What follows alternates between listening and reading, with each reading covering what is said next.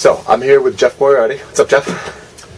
Not much. How you doing? I'm good, man. Thanks for driving all the way out to meet up with us and tell us about all the cool things that you do. My drive pales in comparison to yours, but happy to contribute to the cause. Good point, man.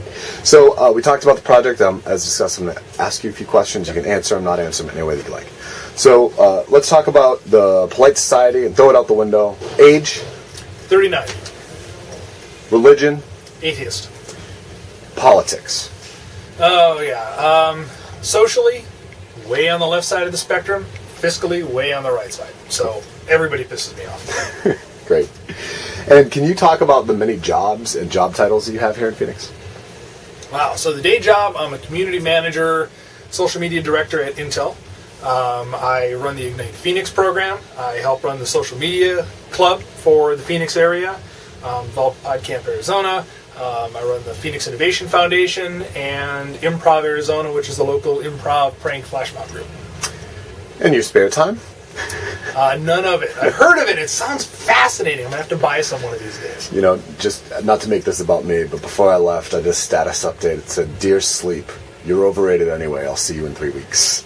Nice. Let me know how that works out for you. Yeah, I'll tell you in a couple weeks. So, can you talk about what you view your role in the community as? My role in the community is to try to bring people together. I used to perform what's closer to true improv. Improv Arizona is more pranks, flash mob scenes, but improvisational comedy. I performed for several years with the troupe locally. And I love that unexpected connection. You put people together, you get them talking, and you don't know what you're going to get. And in Arizona, in Phoenix, we have so many groups that talk and have all this great stuff going on, they don't talk to each other.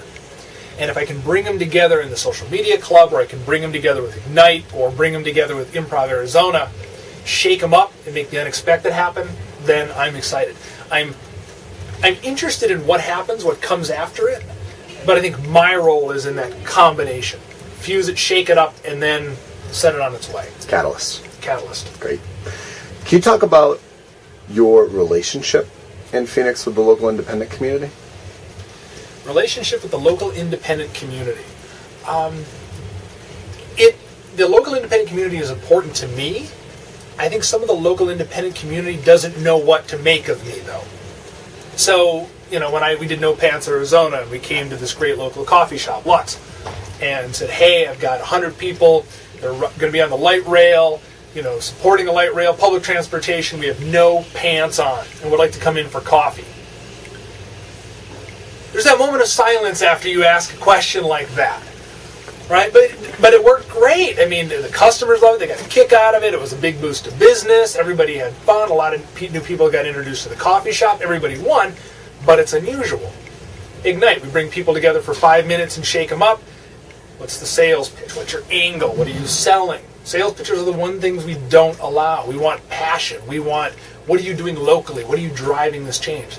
But it's different than what local business owners in the local community are used to.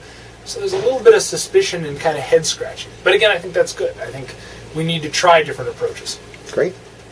You're going to love this next one. All right. The local independent community were an animal. What animal would it be and why? The local independent community were an animal. What animal would it be and why? I'm tempted to say it would be a community of ants, because it's not, there's so much good stuff going on locally, they're all doing their own thing. It's not an individual animal, it's this group, and everybody's running around, and there's awesome stuff going on. You look at an anthill, like, are these things drunk? They're just running everywhere. There's no organization that you can see. And you talk to local businesses about getting involved, and they're like, no, we've got our own thing going. They don't want to partner with local businesses. They don't see the value in that. It's a lot of entities, and that combination, sound like a broken record here, but it's that combination that I think Phoenix is really missing. Now, we're going to take a slightly different track on this next question. All right. We were talking earlier about Phoenix being a new city and what that means to its culture, and I've heard a lot of that while I was here. You only got 50 or 60-year-old buildings at the most, and there's transplants. Can you talk a little bit about what's happened in the last 5 to 10 years in Phoenix in terms of actual community here? Phoenix is finally starting to build an identity, which I think is at the core of all the other issues that it's facing as far as a local community. Local business owners feel like they are on their own, adrift. There's no real community to support them.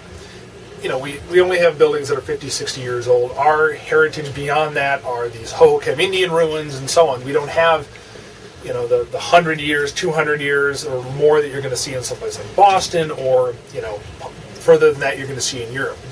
There's no anchor. 10 years ago, people would say, you know, they live in Phoenix, but they're from Minneapolis, they're from Chicago, they're from somewhere else. That's where they identify with. That's where they connect. They're just living here in this hot, arid place. Now, and it's been hard because Phoenix is so spread apart. It's this enormous sprawl.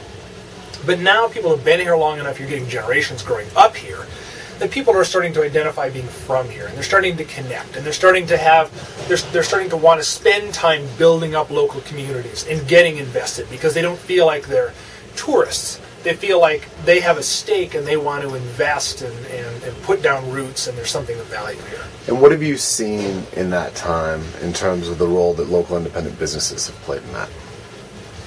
The role independent businesses have played in developing a community.